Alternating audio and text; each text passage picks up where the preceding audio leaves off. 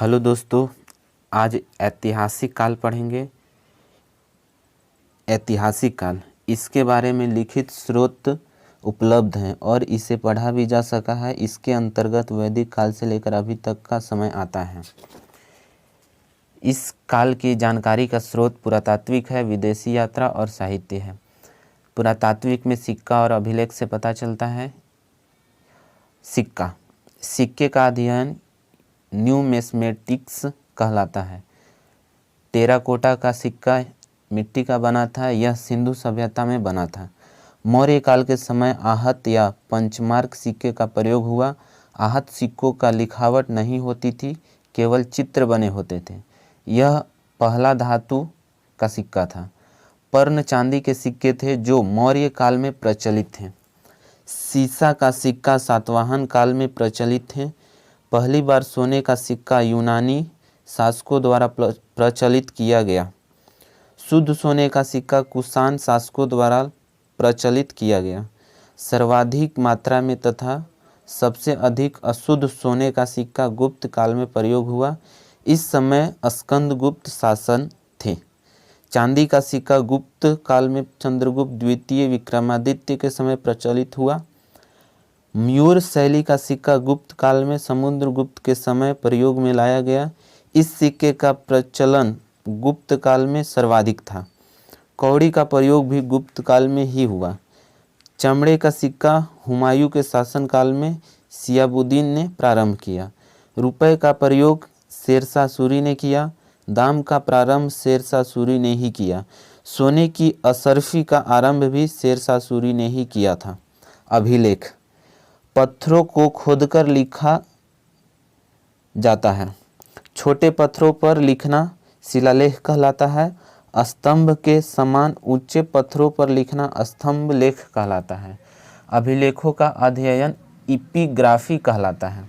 प्रमुख अभिलेख, विश्व में अभिलेख लिखने का प्रारंभ ईरान के शासक डेरियस ने किया था। पहला अभिलेख बोगजगोई से मिला जो तुर्क या एशिया माइनर में है। हाथी गुम्फा अभिलेख, इसे कलिंग राजा खारवेल ने लिखा। इसमें कलिंग युद्ध की चर्चा है। युद्ध के समय कलिंग का राजा नंदराज था, गंग वंश का। एहोर अभिलेख, पुलकेशी द्वितीय ने हर्षवर्धन पर विजय की चर्चा की। जूनागढ़ अभिलेख गुजरात से मिला है। इसमें रुद्रदामन ने सुदर्शन झील की चर्चा की है। उस झील को चंद्रगुप्त मौर्य ने बनवाया था। प्रयाग अभिलेख इलाहाबाद, इसमें समुद्रगुप्त ने अपने विजय अभियान की चर्चा की है।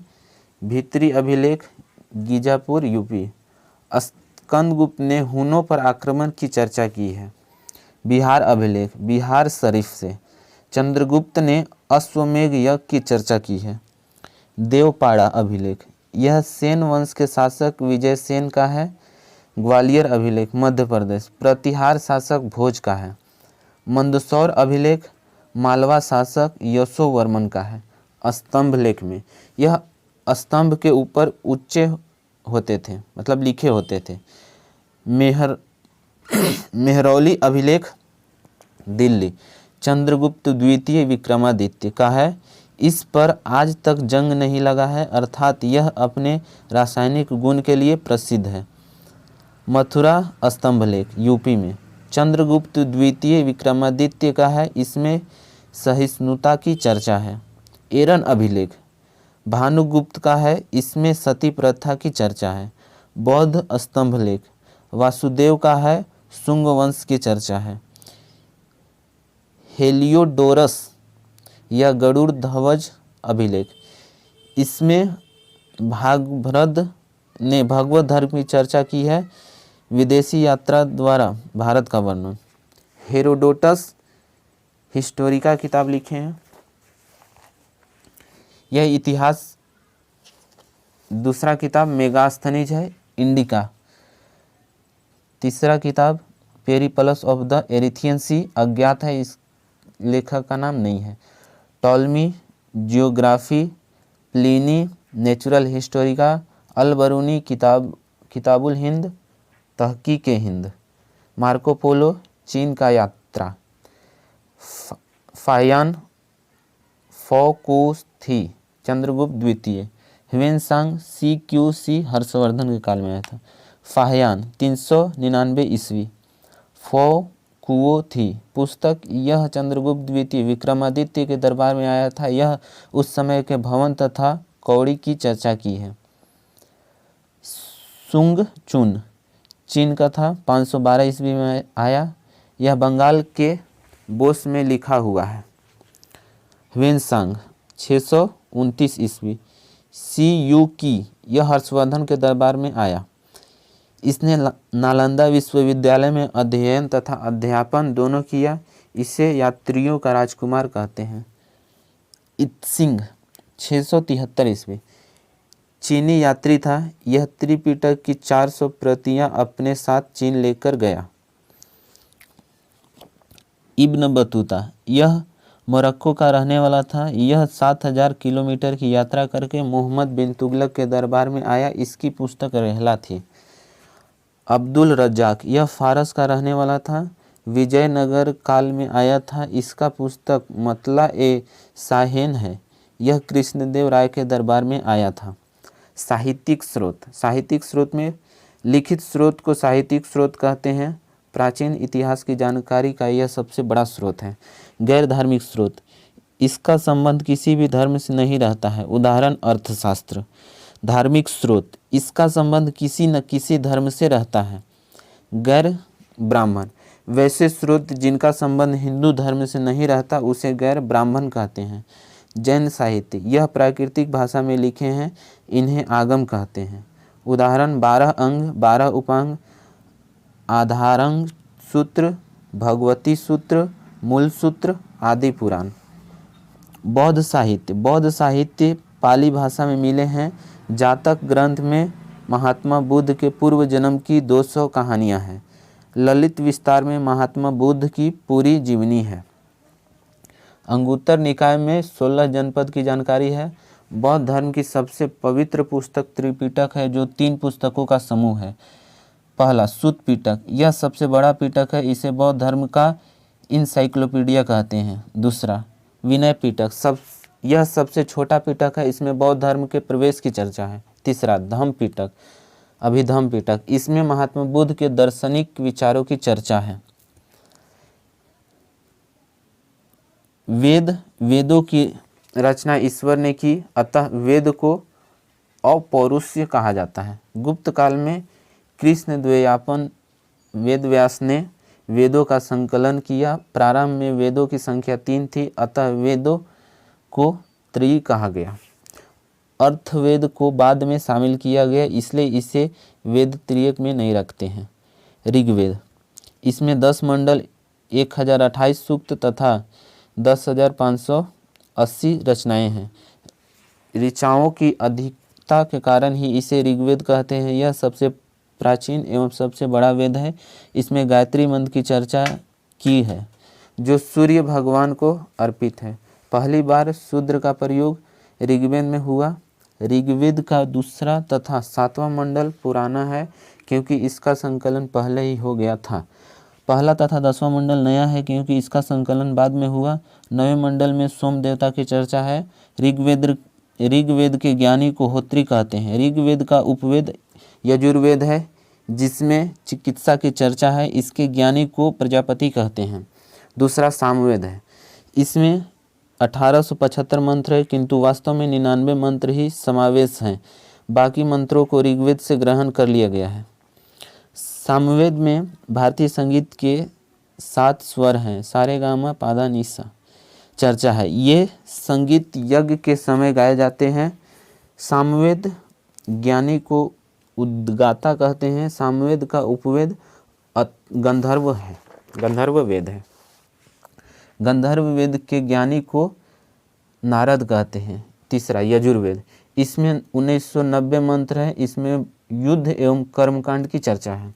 इसे 2 भागों में बांटते हैं। कृष्ण यजुर्वेद जो गद में है, शुक्ल यजुर्वेद जो पद में है। इसके ज्ञानी को अधर्यु कहते हैं। यजुर्वेद का उपवेद धनुर्वेद है। धनुर्वेद के ज्ञानी को विश्वामित्र कहते हैं। चौथा अथर्ववेद, इसकी रचना सबसे बाद में उत्तर वैदिक काल में हुई। इसमें 6000 मंत्र हैं। इसमें जादू टोना, वशीकरण इत्यादि की चर्चा है।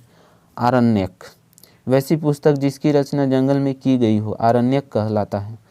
अर्थवेद को छोड़कर सभी पुस्तक आरण्यक हैं। वेदांग, वेदों को भली भांति समझने के लिए वेदांग की रचना की गई। वेदांग की संख्या 6 है। व्याकरण अष्टाध्यायी पाणिनि। ज्योतिष बृहत संहिता ब्राह्मणगिरी। निरुक्त शास्त्र, शिक्षा शास्त्र, कल्प शास्त्र, छंद शास्त्र।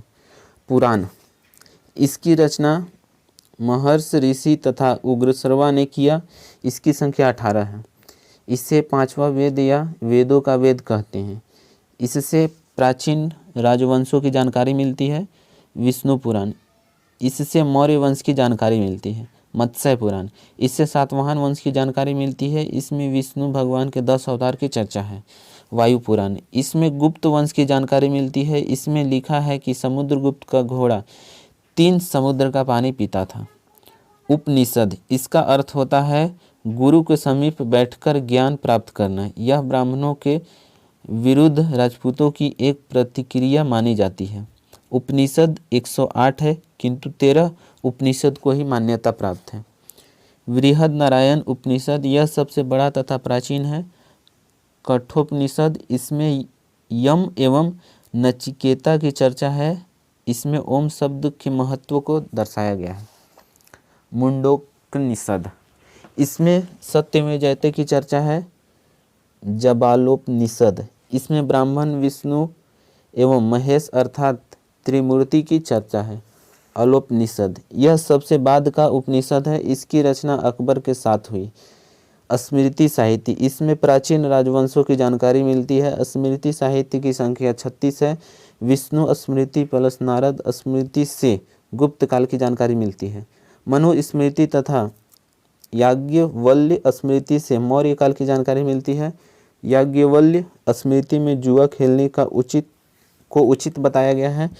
मनुस्मृति को धर्मशास्त्र कहते हैं। इसमें उच्च जाति को वरीयता दी गई है। दलित तथा महिला को नीच दिखाया गया है।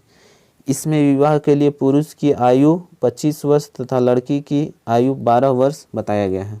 इसमें 18 प्रकार के विवाह की चर्चा है। संस्कार की संख्या 16 होती है। दाह संस्कार अंतिम संस्कार होता है। ऋण 3 प्रकार के होते हैं। देव ऋण, ऋषि ऋण, पितृ ऋण। पुरुषार्थ 4 प्रकार के होते हैं। धर्म, अर्थ, काम, मोक्ष। आश्रम की संख्या 4 है। जन्मों से 5 वर्ष की अवस्था को बाल्यावस्था या शिशु अवस्था कहते हैं। पहला ब्रह्मचर्य, 5 से 25 वर्ष मतलब गुरुकुल में शिक्षा। गृहस्थ जीवन 25 से 50 परिवार के साथ। वनप्रस्थ 50 से 75 सामाजिक तथा आर्थिक जीवन। सन्यासी जीवन 75 साल के बाद वन में तपस्या। महाकाव्य की संख्या 2 है। महाभारत तथा रामायण इसकी रचना वाल्मीकि ने की। प्रारंभ में इसमें 12,000 श्लोक थे, किंतु वर्तमान में 24,000 श्लोक हैं। उसे गुप्त काल में पूरा किया गया था। महाभारत, इसकी रचना वेद व्यास ने की। इसका प्रारंभिक नाम जय संहिता था। इसमें 8800 श्लोक थे। वर्तमान में 1,00,000 श्लोक हैं। महाभारत के खंडों को पर्व कहा जाता है। इसमें कुल 18 पर्व हैं। सबसे महत्वपूर्ण पर्व भीष्म पर्व है, जिसमें अर्जुन तथा कृष्ण के वार्तालाप की चर्चा है। भीष्म पर्व को भागवत गीता या गीता कहा जाता है। Thanks for watching. Please subscribe this channel for new video.